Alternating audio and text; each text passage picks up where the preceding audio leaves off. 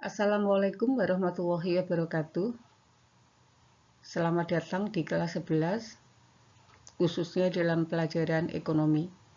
Perkenalkan, saya Bu Yuda Ismintarti yang akan mendampingi kalian di kelas 11 untuk belajar ekonomi. Materi yang pertama itu tentang pendapatan nasional. Di minggu pertama yang akan kita pelajari yaitu pengertian pendapatan nasional, manfaat pendapatan nasional, dan komponen-komponen pendapatan nasional. Sebelum KBM kita mulai, terlebih dahulu kita berdoa, semoga mendapatkan ilmu yang barokah dan kita selalu dalam keadaan sehat. Amin. Bismillahirrahmanirrahim.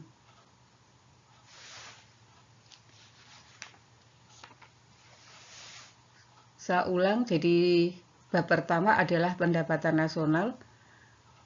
Pengertian pendapatan nasional. Sebenarnya ini sudah ada di modul. Jadi pendapatan nasional itu adalah seluruh pendapatan yang diperoleh semua masyarakat yang tinggal di suatu negara atau rumah tangga keluarga dalam kurun waktu 1 tahun. Besarnya pendapatan nasional ini sama dengan jumlah produk nasional yang dipengaruhi oleh beberapa faktor, antara lain ketersediaan faktor produksi, keterampilan dan keahlian tenaga kerja, kemampuan teknologi produksi, modal yang dialokasikan, serta stabilitas nasional. Jadi sekali lagi saya ulang, pendapatan nasional itu adalah keseluruhan jumlah pendapatan yang diperoleh oleh masyarakat dalam suatu negara dalam kurun waktu tertentu, biasanya 1 tahun. Kemudian apa sih manfaat penghitungan pendapatan nasional? Jadi ada beberapa manfaat penghitungan pendapatan nasional. Satu, itu untuk membandingkan kemajuan perekonomian negara dari waktu ke waktu.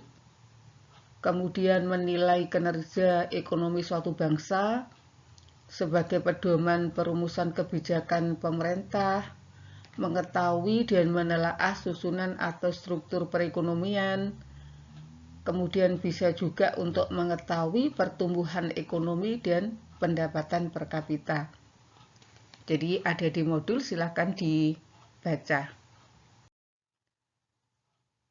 Lanjut tentang komponen-komponen pendapatan nasional. Setiap mempelajari pendapatan nasional, jadi pasti terlebih dahulu harus mengenal dan memahami tentang komponen-komponen pendapatan nasional. Komponen yang pertama yaitu GDP atau Gross Domestic Product, itu adalah nilai produk yang dihasilkan warga negara sendiri yang ada di dalam negeri dan warga negara asing di dalam negeri dalam kurun waktu 1 tahun. Jadi sekali lagi, GDP itu adalah seluruh barang dan jasa yang dihasilkan dalam wilayah suatu negara, baik oleh warga negara asli maupun warga negara asing. Misal, di Indonesia itu ada McDonald. Kita tahu McDonald itu adalah perusahaan milik asing. Waktu Indonesia menghitung GDP, maka McDonald itu diperhitungkan karena diproduksi di dalam negeri. Kemudian yang kedua itu GNP atau disebut Gross National Product. Adalah nilai produk yang dihasilkan warga negara sendiri di dalam negeri dan warga negara sendiri di luar negeri dalam kurun waktu 1 tahun. Jadi lihat perbedaannya dengan GNP ya. Kalau GNP itu seluruh barang dan jasa yang dihasilkan dilakukan oleh warga negara itu sendiri, baik yang ada di dalam negeri maupun yang ada di luar negeri. Contoh McDonald tadi, waktu Indonesia menghitung GNP itu tidak ikut diperhitungkan. Tapi pada saat Indonesia menghitung GDP, maka McDonald tadi diperhitungkan. Gitu ya, jadi GNP itu dari GDP setelah ditambah dengan net foreign factor.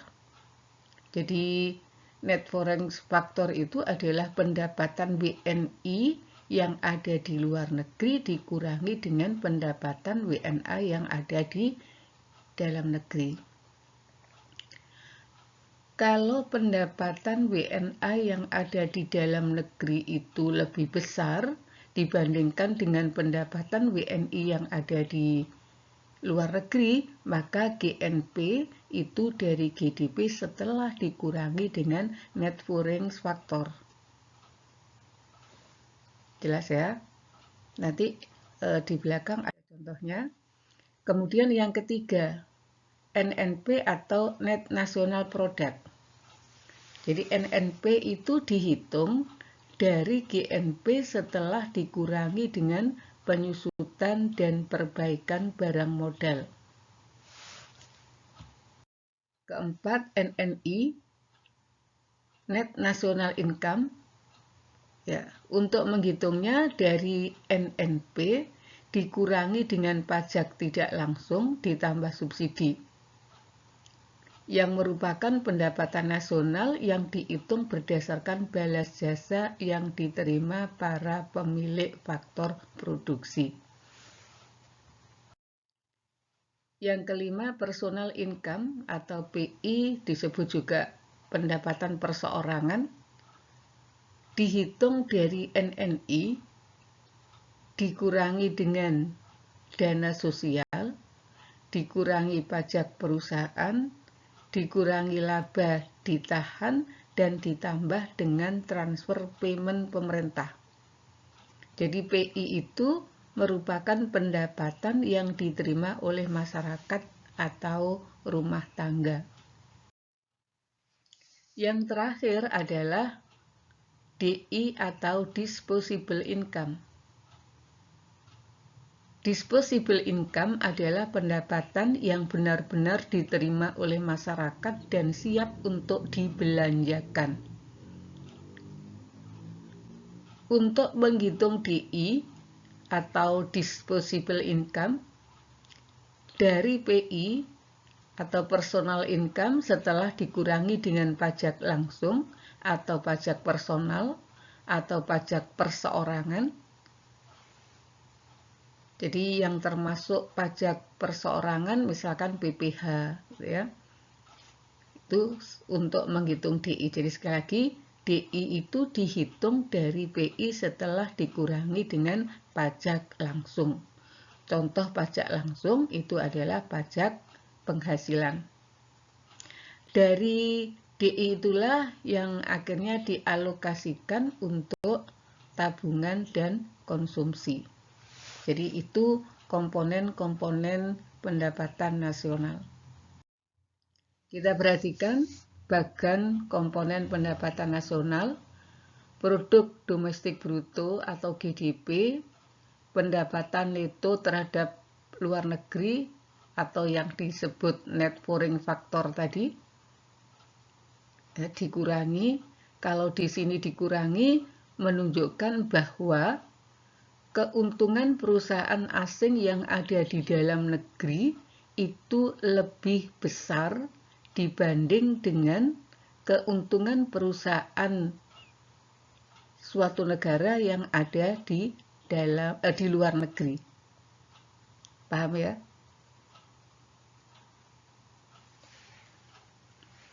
Jadi hasilnya adalah GNP.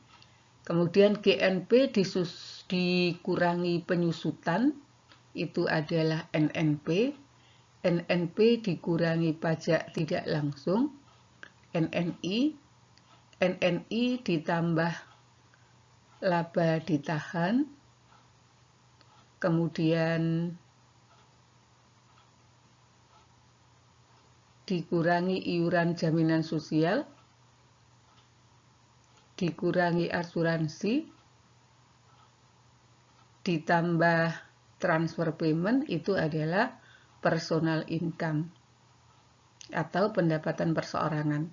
Pendapatan perseorangan dikurangi pajak perseorangan atau pajak langsung, itu adalah DI.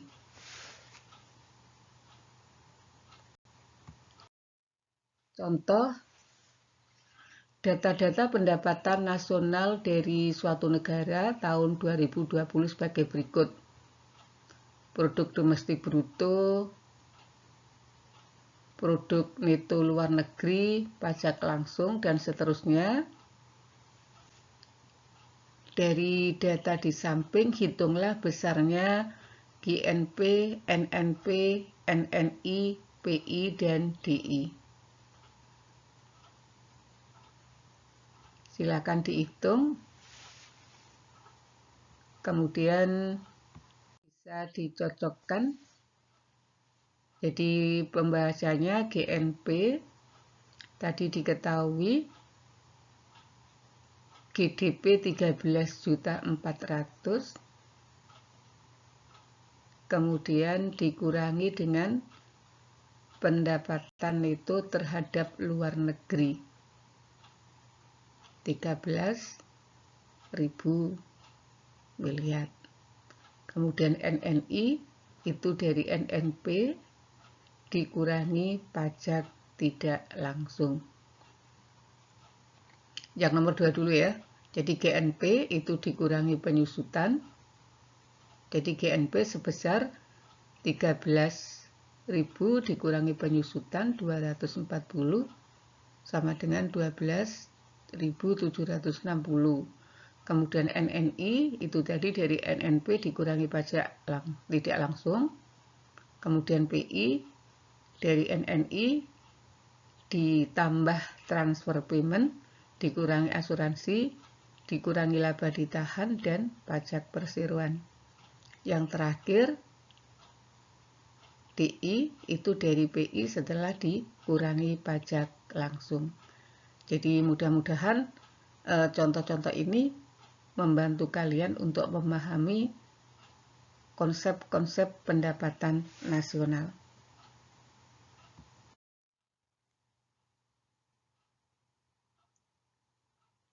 Nanti ada latihan yang harus kamu kerjakan, silakan dilihat di e-learning dan pengumpulannya nanti di Google Classroom.